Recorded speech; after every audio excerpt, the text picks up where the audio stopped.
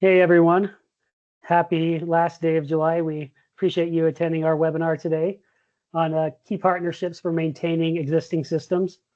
I want to introduce myself. I'm Ben Peterson. I do a little bit of business development and sales and marketing for Whistling Consulting. Also, I'd like to introduce Scott Whistling, the owner of Whistling Consulting. He's been doing engineering and solar since 2010, has a wealth of knowledge. I consider him a good friend and also mentor. We got Catherine, who is our director of commercial design, who just recently got her PE license. We could everyone give her a little bit of clapping and shout out. Good job, Catherine. And she does all of our commercial design, has been in the solar industry since 2005. We have our resident eye candy, Heath Harpster, who is also our director of structural engineer.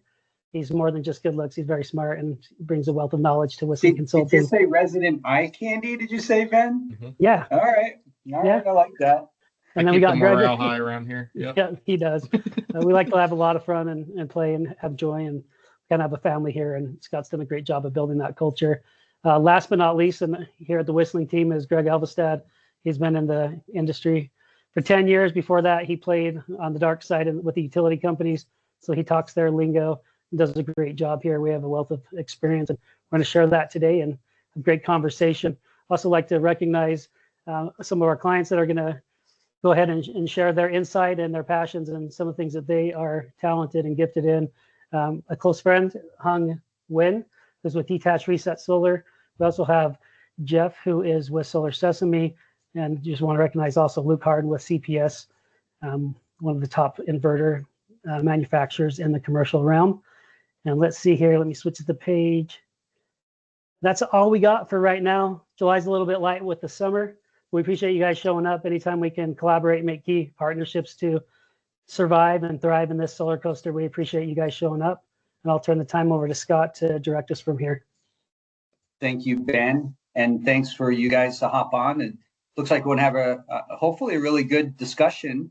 You know, smaller groups, we can probably take everybody's mics off or put them on so everybody can chat. And, you know, because there's only 3. And I think some people might join. But we didn't really have a big list of people register. And I think, like Ben said, I think a lot of people are looking at the summer, end of July, beginning of August, people going back to school in the middle of the month, probably a lot of vacations that people are doing. I can't imagine that there's any other reason than that, because who wouldn't want to be a webinar that's sponsored by Whistling Consulting? I mean, come on, everybody would want to be on this webinar, right? So anyway, so appreciate you guys participating. And for most of you guys here, you are customers of ours. So appreciate your continued trust in Whistling Consulting. We thought about a topic, and I don't know, maybe the topic wasn't very popular, but you know, as we look at aging infrastructure and where we go with the industry, as we start getting newer technology, what happens with all of the existing infrastructure that we have? And I know that Hung, who Ben introduced, he has a company called Detached Reset Solar, which they basically take off panels for people who need to redo their roofs, takes the panels off, has the roof gets done. I don't think he does the roofs. He could tell us more when we get into it, but and then he comes back and puts them back on the roof. 10 years ago, there wasn't even a market for that because everything was so new, right? There's lots of times now when we talk about, in the frost freeze cycles, there's issues that happen underneath the panels. You've got animals that can damage them. There's just all kinds of things that now become maintenance issues that we need to deal with moving forward in the industry. And so that's kind of what we honed in on when we kind of were thinking about a topic, is how does that affect what we're doing as an industry, and how can we either profit from it, or how do we address some of those concerns? And I do have I'm going to share my screen because I do have a screen, a PowerPoint that we prepared. And so give me a second to share my screen. And I have unmuted all of your mics. You can also show yourself on camera if you want. If you have any questions or want to add anything additional as we go through this. Yeah, that would be great if you guys feel. Again, this could be. I love having roundtable discussions, and the less people that are on the group, it's easier to have that roundtable discussion. So, would love all of you guys' participation. The other people on the call are Solar Sesame, which is Jeff Weiss. He's on the call, and he has been. We've been working with him for a while. He's in the residential solar. Mostly in California, but I'll let him tell a little bit about his company. And then we have Lou Carden, who is from CPF. They are an inverter manufacturer, and very heavy in the industry with they have a very large presence in the industry. So we're happy to have him on the call as well. Okay, so let's just get started. So I'm going to ask a couple questions really of our team here and kind of lead the discussion. So let's start with maybe like the damage from snow load. So Greg, if you want to take a minute or two to maybe talk through some of the damages that we see almost on a cyclical basis, like at the end of every winter, maybe not every winter, but certain winters, we have a lot more snowfall, a lot more freeze thaw, and what potential issues should companies be aware of, like Jeff's company with Solar Sesame, and maybe talk a little bit about how that affects people with PPAs as opposed to cash deals, because obviously with PPAs, we're maintaining the system and the companies want to make sure that they're at their peak production so that they can capitalize on their investment. Whereas if they're just selling it to a homeowner, maybe it's not as big of a deal, right, for the solar company, but it is for the homeowner at that point. So, yeah, for sure. Thanks, Scott. So one of the obvious ones where we are located, our headquarters, and several of our team members live and work here out of Utah, Salt Lake Valley, Utah County, close proximity to the Uinta Mountains and some of the greatest snow on earth, like for skiing in Utah. Snow loading. Now, granted, it's not like Green Mountain out in the East Coast or Truckee and Donner Pass in California, but it's still pretty heavy. You see 200 to 300 inches of snow a year, and the snow loading is pretty significant. If you don't plan for proper installation, like 3 cross rails on portrait mounted modules, for example, you'll see stresses on the modules that they were never intended to endure. One in particular that comes to mind is one just east of Park City, where the cantilever stresses on the modules bent them permanently to the point where they had to be removed and redone. Well, what happened was they were installed without the recommended supports, and they went direct to deck right on the rooftop, and the modules were never intended to support that kind of weight. The other thing that comes into play with that is the infiltration of snow behind the modules. I mean, they got to maintain a certain depth off of the deck. You get freeze thaw, snow, ice dam accumulations under the modules that can do two things. Force pressure from the bottom side, lifting them off of the deck or off the mounting hardware or whatever, but also attaching itself to the conductors under the array, and that can put stresses on there that can cause failure of the terminations, create a whole host of issues related to that, and you got to be really careful with that. But do the wires actually get damaged in those situations where they may get cut and it may not be working any longer on some of the systems? It can, Scott. Yes, great question. So what ends up happening is you can have separation from the connectors. Now, the PV wire that's generally run under the array is assembled by hand by the installation crews, and if one doesn't follow the manufacturer's instructions to the letter, you can have a situation where the connector can separate from the conductor, causing an open circuit voltage situation, and in some horrible cases, it could lead to fire damage and loss of structure or worse. You've seen some of the sensationalized stories online or on the news stations of major commercial projects where the rooftop on a large big box building, for example, ends up destroying the building or causing significant damage to take the facility offline for a period of time while they restore things. And so the wire is susceptible to damage.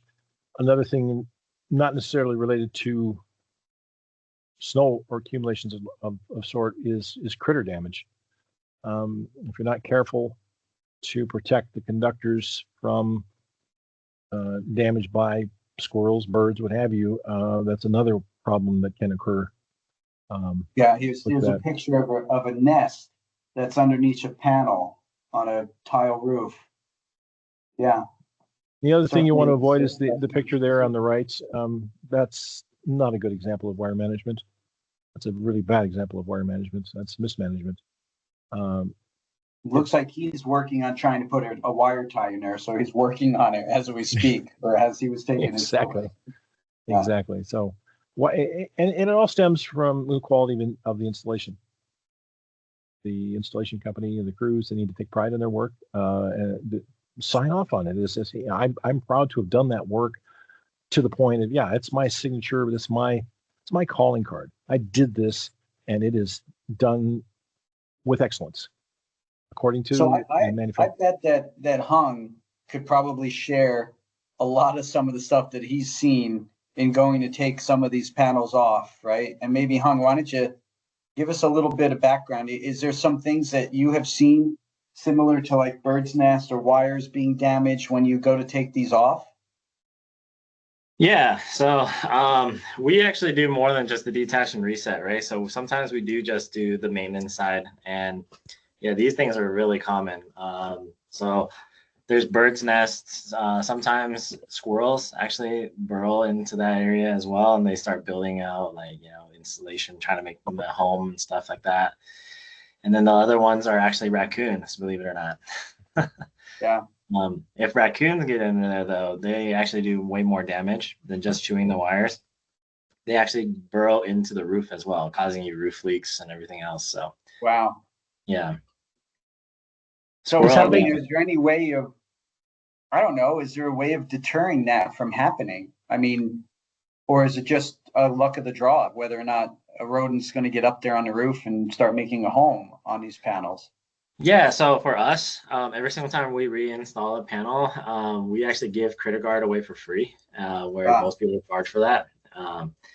So Critter Guard, I know it's like a thing that most people laugh at, but and they don't even know if it's real. So, but all the systems that we've put Critter Guard on, we haven't had any people call back for wire damage or anything like that. So. As a deterrent, it works. But if they really want to get into it, these raccoons and squirrels and stuff, their teeth are actually really strong, so they'll just bite straight through them. Yeah, would they get shocked if they did that or no? Surprisingly not. So if you do research on rats and raccoons, like these rodents, they actually can chew through pretty much anything. They can chew through copper wires, they can chew through plumbing, They can chew through anything they want, and they don't actually get affected by any of it. And the reason why they're actually attracted to these wires is actually because these wires, they were insulated using soy.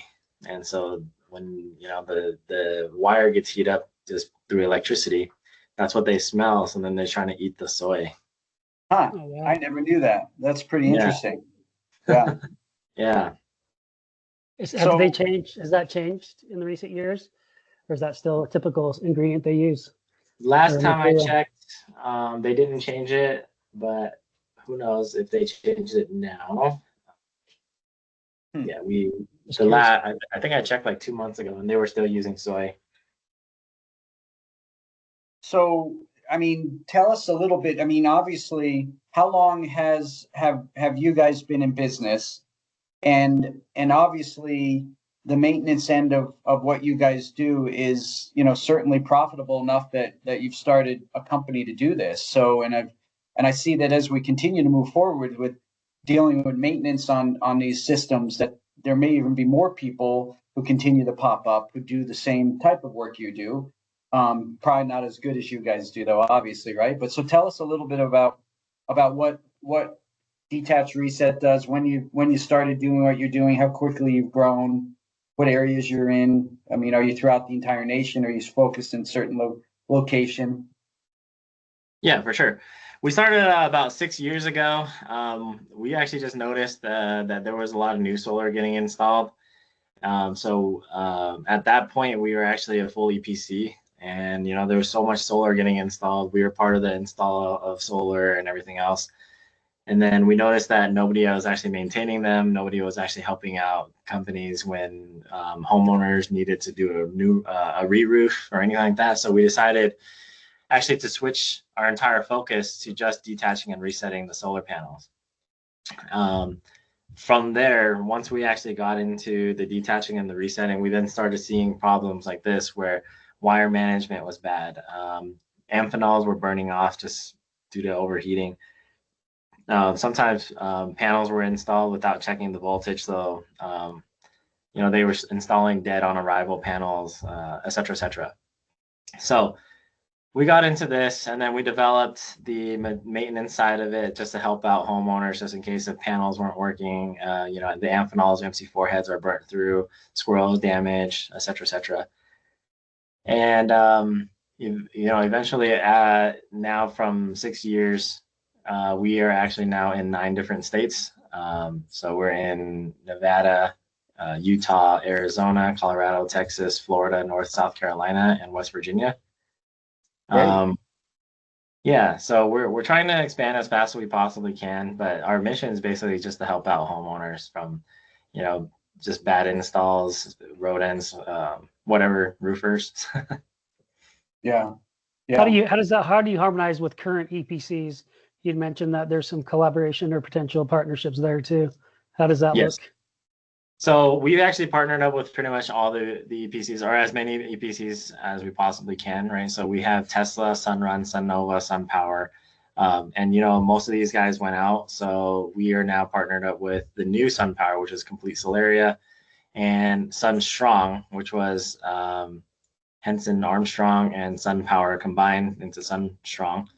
But yeah, most of these big guys, we've actually partnered up with them because the big thing is that most people sell solar that there's zero maintenance, and turns out it wasn't true. So we allow them to do their thing, which is installing new solar, and we go in and do all the other stuff for them. So the maintenance work, detach and reset, et cetera. Greg, sorry, Greg, did you have anything else you wanted to add, or you want to move? Maybe we can move over to a different question, but.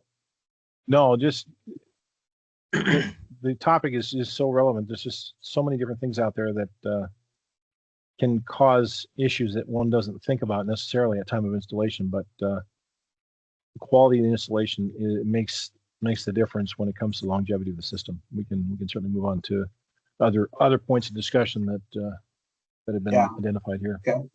Thank you. Thank you, Greg. And Jeff, I'm not sure if you're able to chat or not. I know that you said here. You might. Okay. Question for you, right? You're doing a lot of installs. Are all of your deals mostly cash deals, or are they PPAs, or a combination of both? I would say we're probably 85-15 PPA to cash. Okay.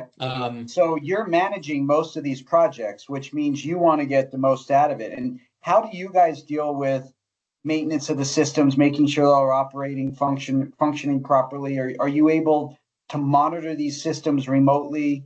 Yes. And then you can tell if there's an issue, and then you have a crew that goes out for maintenance. Is that how you handle those? I mean, yeah. So with the TPO market, it's a little bit different because the homeowner themselves is not technically the owner of the system. Right. So when you get into things like RMAs or other sorts of things, you have a sort of like a third party you have to get in touch with. So typically what'll happen is if a homeowner is having a major maintenance issue, if it's a minor thing, like if it's a minor issue thing, then what I can do is I can we can go into the back end, we can monitor it, we can look at it, and if it's something pretty simple, we can kind of flip a couple switches. We can send a guy out there to take a look at it and see what to do to fix it.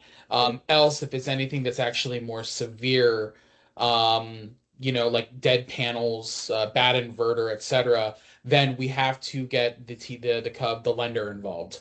In this case, it's primarily going to be like GoodLeap or Enfin are our two main partners on the TPO lease side. And from them, we work with them internally. Alternatively, if the homeowner has an issue, they can go directly to the lender, and then the lender basically sends us like a service ticket. And then we respond to the service ticket and we work with them and their team. Okay. And and do you do the same level of service when it's a cash deal with the homeowner, or are they kind of on their own and they have to reach out to you if they notice something weird? There is a no, we take care of that. We take care of the maintenance. It's the large part of what it is though, is sometimes is we have to maybe really focus on looking at and seeing what the issue is. I mean, particularly with roofs. We've had issues with roofs where people complaining about leaks on roofs. Yeah. And sometimes it's us, sometimes, we're very careful with flashings, caulking and everything. But also as soon as you touch a roof, you can open up other things, or, as soon as if you're the second person up on the roof, someone else could bungle something, and then we get into a he said, she said type situation.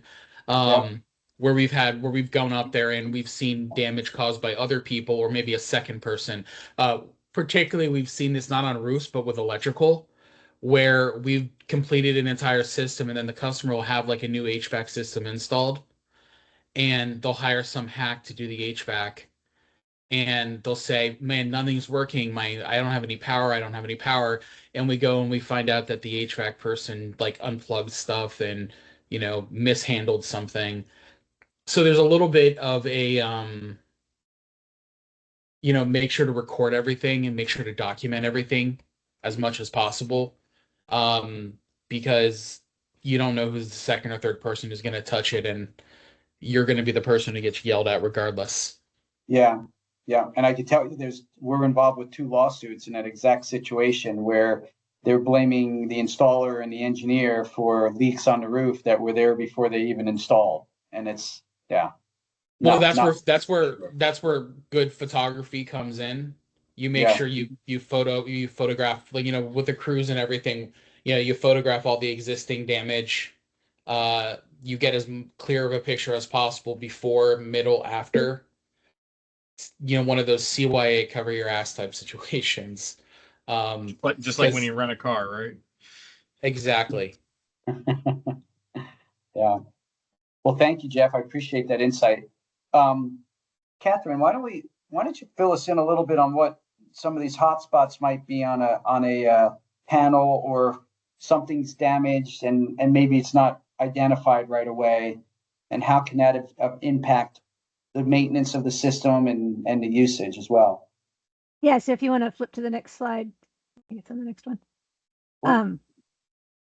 So you have obvious damage to solar panels. And if you hit that solar panel with a thermal gun, which I've hit solar panels that look like that with a thermal gun, it is crazy hot right at the impact area and anywhere else where the cells are cracked. Most of this is cracked glass, but the cells near the impact area will be cracked, and you'll get a real hot spot when you look at it with the thermal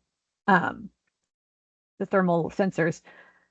The other picture is the thermal sensor, and this one is a thermal sensor. I mean, I'm how sorry? would they do this from a thermal sensor perspective? How does that work? Do they have a drone? It's a that handheld gun, and you're pointing it at the solar panels and looking at the view screen on it. Okay. All right. And you can take pictures with it and then download them to a computer. So when you're out in the field, you're just carrying it around and pointing it at stuff. One of the most common names out there is FLIR. They've got thermal imaging cameras run the whole gamut, from as simple as plugging it into your cell phone to amazing high-end stuff with video and thermal in the same scan. Yeah. And that's the most common brand name. Is this something that can be picked up from the software? like if Jeff is monitoring a system that has damage on a panel, will he be able to tell from something not working in that software, or is this something you only really can tell out on site? If it's really badly damaged and really badly not working, you might be able to see that in the monitoring because that string of panels may not be working. Or if you have optimizers or microinverters that are reporting individually, you would see that that panel's not working. But the one on the right, where you're just seeing the hotspot with the thermal imaging, that may not actually be a power loss yet. It could just be that the solar panel's working, it's outputting as normal, but there's a hot spot in it, which will eventually burn up and stop working. So basically, the thermal scan can sometimes see problems that haven't completely materialized into a power loss yet, but there's clearly a problem with that panel. And if you want to be proactive, you would replace it, or at least know you're going to have to replace it and keep an eye on it, so that you don't have power loss for not noticing it when it does go bad. Okay, that's interesting. I don't know do most EPCs or solar companies that are managing these systems, is there a value for them doing something like this, or is that just? If you're contracted for operations and maintenance, so you've got an O&M contract and you're supposed to make sure that the system it stays running, then it would be on your checklist most likely to go out there and do the thermal scans probably every 6 months, and just walk the array and look for anything that you can see visually and check for things like this. And then it would depend on how the contract is written, whether you have to replace this panel or if you're going to give the customer a quote to replace the panel, or just tell them that it's doing this. You probably have to replace it soon. You can leave it in place until it finally fizzles out and stops working. Every situation would be different on how critical it is to have it keep running at exactly its full performance versus waiting for that to fail and saving that few $100s of budget till the panel actually has to be replaced. Yeah, just to add on to that, we actually do thermal imaging as well, and we can do them through drones now too. So the Mavic 4T just got released. And yeah, we typically, if it's a hailstorm that actually does damage like this big, we can actually see all the hot spots, which then we can actually get insurance to cover the entire panel. Sometimes it actually doesn't show internal faults or external damage like this. It's just internal. And so, yeah, we use thermal panels as well, or thermal imaging as well. Yeah, there's lots of micro cracking that you may never even see, either from deflection, from snow in the winter, and it may look 100% normal, but with the thermal imaging, you would be able to identify that, right? Yes, Correct. yes, and sometimes even things like this can happen during install. If the installers aren't careful with how they're handling the panels, there could be cracking before they even get installed. Yeah, for sure. So I'm assuming that the panel manufacturers aren't warranting. I guess it's hard to say how did this happen, and if it happened in shipping and from overseas or whatever, which I suspect there may be some of that happens, and if they don't notice it beforehand, then they lose the ability to have a warranty on it. I suspect, right? Yeah, I mean, if there's something obvious, like you can see the damage on the panel on the left, and then there's a hot spot. Yeah, it's not going to be covered under warranty. If it's that there hasn't been a hailstorm or anything obvious, sometimes you can get it covered under warranty. If there's a hot spot in the same spot on more than one panel, that can definitely be more of a warranty issue because you can tell that there was a problem in their manufacturing process. Sometimes there's a known manufacturing problem that they know there's going to be hot spots, and then when you make the call, they're kind of expecting it on certain serial numbers. It's all sorts of different scenarios, but yeah, it is hard to get it covered under warranty sometimes because there's no way to prove you didn't mishandle it. I would say that you'd have a tough time with that. They're not going to want to replace panels that would push back for sure. So yeah, it depends on the company. Some are better than others. Yeah. So what Catherine was saying too, but yeah, like so if you can actually show them on a thermal imaging that an entire line of cells is actually not working, you can get those warranted for sure. Great. Nice. And if there is no, the other way we can actually get warranty claims is if the panel looks like it's in perfect condition and we do a voltage testing and the voltage is very low, it's just an underproducing panel, we can actually then show them all these and they'll actually RMA in the panel as well. Great, thank you, Hung. So panel degradation and production in decreases. We know that as this infrastructure continues to age, that it has a lifespan, right? A life cycle on it. And I actually, Luke, I'm going to probably ask if you could maybe provide some insight here, if you think you can. I don't want you to feel like you're not involved in the conversation. But are you familiar with basically what the timelines are on degradation, and do you guys do any research related to that at your company? Yeah, I know mainly, I guess, going over to the utility side, we have a feature that we have put into our inverters called anti-PID for those thin film modules with potential induced degradation, but not too much on the commercial side. Okay, and how does that work? Is it something that you monitor and you can, I mean, obviously there's a lot of monitoring software that you can see what output you have, what production you're providing. And I think that, there's always a guesstimate on what the lifespan of the systems are going to be based on X amount of degradation a year. And I don't know if you guys have any insight related to that and whether or not there's changes in the industry on how that's being handled. Yeah, not too I guess knowledgeable on that. Don't have too much to provide. Okay, fair enough. Anybody else? I mean, I don't know if Jeff, you guys who are doing PPAs, typically it's 20 years on the lifespan of the system. Are you finding that that's in line with what the estimates are, or are you finding that there's more of a degradation that it's gonna wind up not working after 15 years or something like that? I don't think we've been around long enough to see. I don't think it's an issue that's really come up much. The only issues we've had with panels or cells have been at install. That's the only other electrical issue we have more problems with than anything else is we had a number of issues with Enphase micros.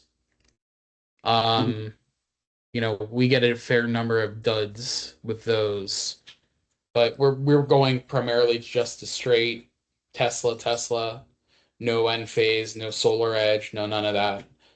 So that's eliminated that sort of problem, and we haven't had as many issues with the Tesla stuff. Good. Okay. Well, I know that production is decreased based on, how the roof system is cleaned or the solar systems are cleaned, right? And I know that I don't know how often they should be cleaned, but maybe Heath, if you want to talk a little bit about what things can be done to maintain these systems. Let me bring that screen up.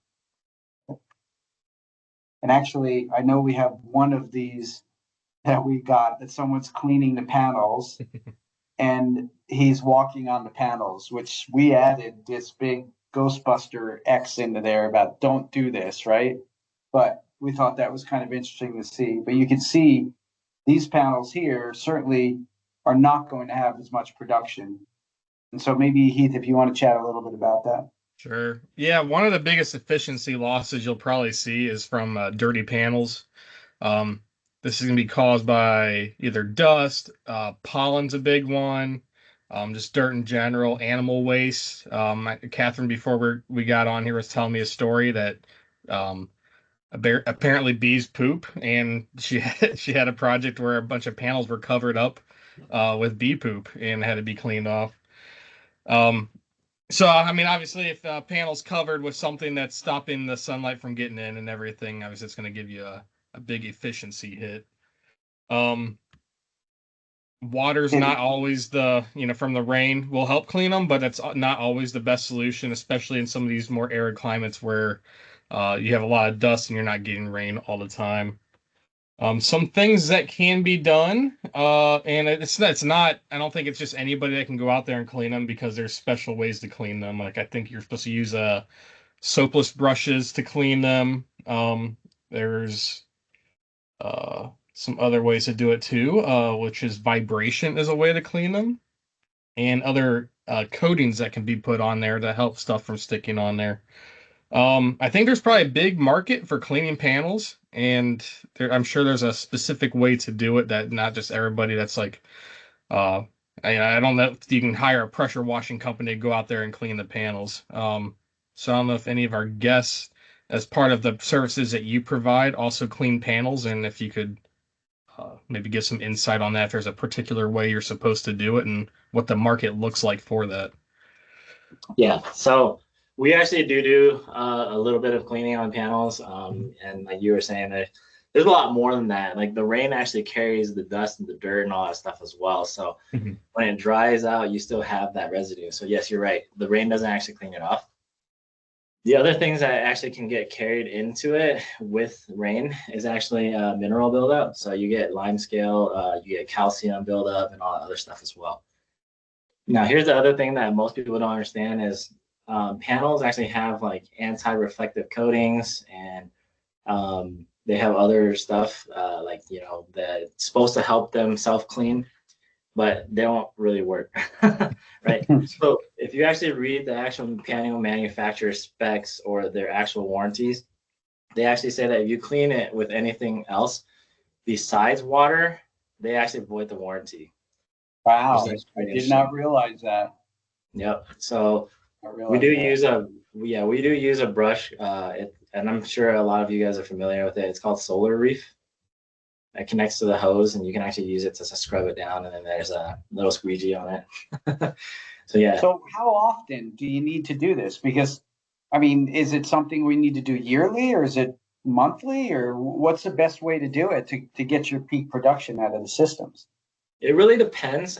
Solar Reef actually is cool because I think they did have partner up with Emporia, which then allows you to actually have monitoring on what your production is for string inverters, where you don't have panel level like optimizers and MIs. But yeah, it really depends on the area, right? Like if you're, for example, in Arizona where they have a lot of dust storms, you probably want to clean your panels way more often, right?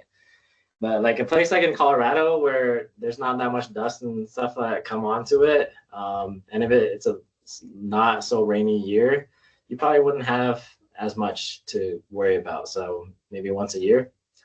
But yeah. Okay. Oh, makes sense. And actually, the picture we have up on the screen, it looks like there's an automated machine that goes over the panels to actually clean them. And I suspect that's probably in a commercial environment where you've got literally, I know that they have self-cleaning kind of on some that they design into some of the systems that they install, because they just do it on a regular basis, because that just keeps peak production. I know I've seen that on some of the very large ground mount systems. I don't know if anybody has any insight related to that. I don't know, Catherine, if you've seen that in some of the commercial projects that we've worked on or that you've worked on in the past. I've actually never seen one implemented, but I know there's a lot of different things out there. There are some that just have, ways to wash them with just water coming down, that there's machines like this. There's all sorts of things out there to do it, but I've never actually seen one live. Okay. Who wants to talk about what's on the bottom right in this screen? Anybody want to talk about how we can maintain the grass? Because, someone was telling me when we were talking about this that if you're in a desert area, that you could, and there's a lot of, loose sand, that it actually blows up over the panels. And so obviously someone's got to go out there and remove the sand off the panels. So that becomes a little bit of an issue. But you also have, brush that could, and grass that grows up around these ground mounts. And so people have actually gotten goats, right, to be able to go out there and keep the grass at bay, than trying to have to use lawn mowing equipment to get rid of it, which becomes maintenance. Some of those things, ways to be able to do that. Anybody else thoughts on that? I can talk to this one because I've seen this with the goats. Do have to be careful. First of all, you got to make sure your wire management is really well done and that your wires are protected from the goats because they will chew on the wires, especially if the wires are close to the grass. Also, certain kinds of goats like to climb things, so you have to watch out for getting the wrong kind of goats and having them walk all over your solar panels and cracking the cells. I actually did this in my lawn once. I had a neighbor that had goats and llamas, and I had them come and chew down my lawn to see if that was better than lawn mowing, and it did work. But then there was goat and llama poop all over my yard, so it wasn't really that helpful. A whole different maintenance issue, right? Yeah. Cool. Well, I also this wanted way- to. Oh, sorry. ahead. I was just gonna. Hanga dropped some pictures in the chat. I don't know if we saw those. I did Just give not. a little If you bit of a wanna- breakdown. What do you want to just kind of share what the pictures were that you implement or that you put in there, Hung? Yeah. So you can see in the gray picture, if you see the entire cell just going straight up and down, that entire thing is actually not producing at all. Those are the wells I was talking about with the warranty claims. So these thermal imagings are really, really cool. The second one that I sent over, these are actual internal faults or, just hot spots without any actual physical damage. So you'll see like all the hot spots, like what Catherine was explaining earlier. These are actually internal damages to the panel where we wouldn't be able to see it if we didn't actually do thermal imaging. And then the last one is actually one example of a microinverter about to go out, and then the other one is a MC4 head actually overheating. I'll bring them over, see if I can put them on the screen. Is that the one you were just talking about? Yeah, this one's the one with the hail. So you wouldn't be able to see the actual damage unless you had a thermal imaging. So this one right here actually shows actual damage on the internal, like the internal cells. And you can only see that as if you actually use thermal. Otherwise, there's no physical damage to it at all. Interesting. Yeah. And this is from a drone, or did you do this from the ground? This is from a drone. Oh, that's pretty impressive. Yeah. Cool. You see this other picture here, it actually has a tree that's growing up in between the panels. That can't be good, I suspect, right? And not only from the shade, but just the damage coming up in between the panels. Let's see what other photos we have here. We saw this one, right? The ground mount.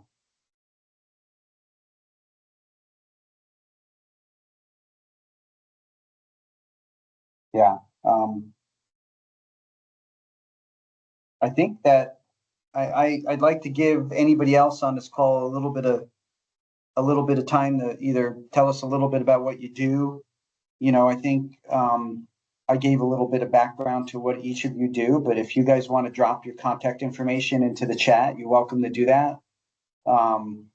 It sounds like Hung has a pretty good inroads into how to handle some maintenance, and if some of you can utilize his services, maybe Hung, why don't you drop your number in there or email address at least, and Luke, provider of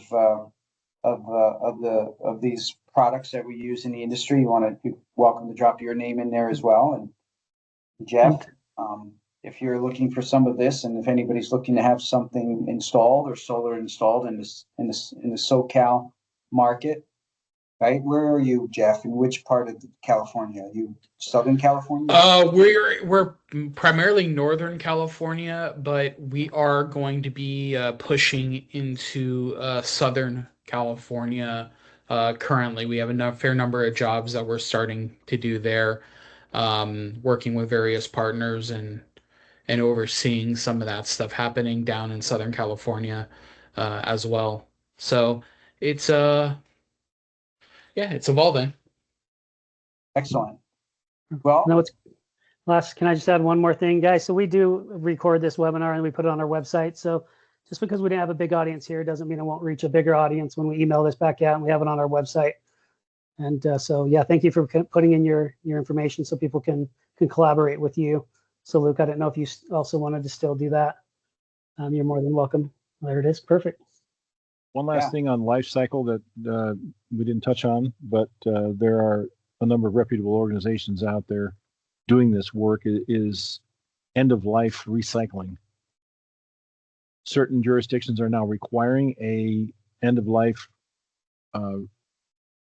cleanup plan, disposal plan, and so there are a number of organizations out there who do this on a regular basis. I know a couple of them on the East Coast, and one's kind of West Coast focused. But do make sure to reach out to these teams and get a plan in place, because you can't just throw them in that back of a truck and take them to the landfill.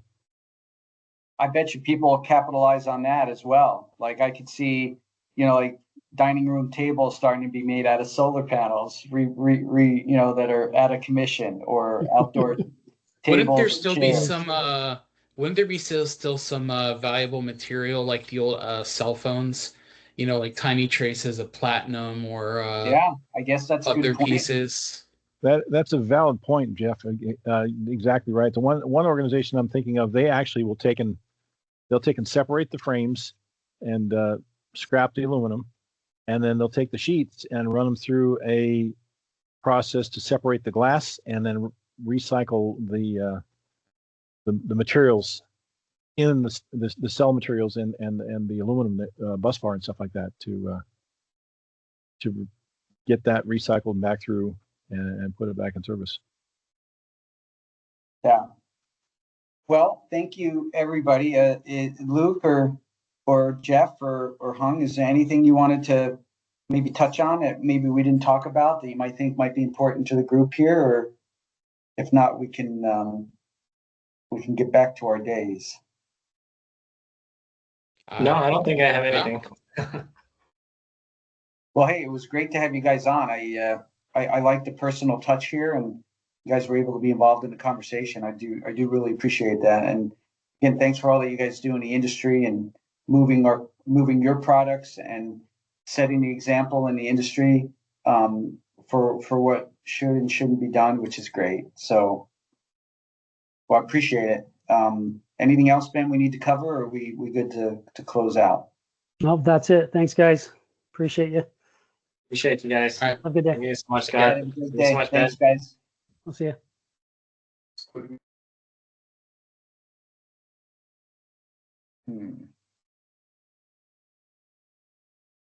You turn the recording off, I guess.